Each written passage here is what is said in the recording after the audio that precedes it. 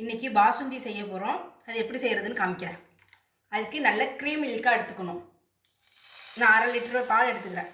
1/2 litre full cream milk. தண்ணிலாம் ஊற்றக்கூடாது, அப்படியே காய்ச்சணும்.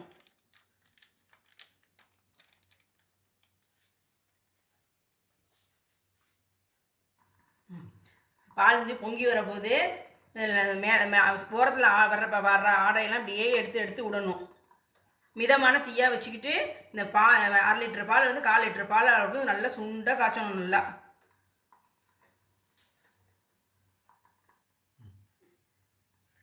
ஆடை அப்படியே படற ஓரத்தில் படியாமல் அப்போ அப்படியே எடுத்து வந்து மேலே ஆடை விழுது பாருங்க.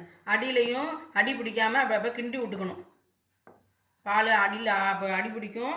அப்படியே அப்பப்போ அப்படியே கிண்டி விடணும்.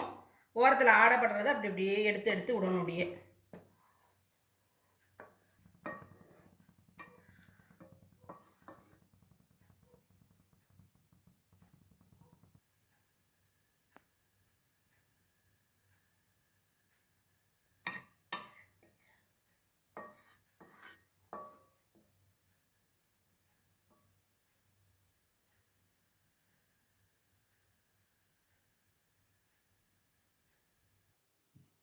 பால் நல்லா சுண்டி 1/2 லிட்டர் வந்து 1/4 லிட்டர் போல் நல்லா சுண்டி வந்துருச்சு.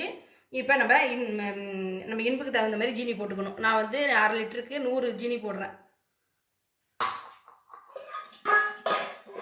ரொம்ப இனிப்பு போட்டால் நல்லா இருக்காது.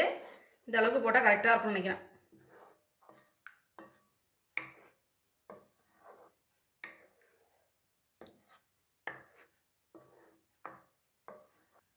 உங்கள்கிட்ட குங்குமப்பூ இருந்தால் குங்குமப்பூ போட்டுக்கலாம். இல்லைன்னா ஏலக்காய் போட்டுட்டு இறக்கிற வேண்டியதுதான். குங்குமம் போட்டால் அந்த ஒரு எல்லோஷ் கலரில் இருக்கும்.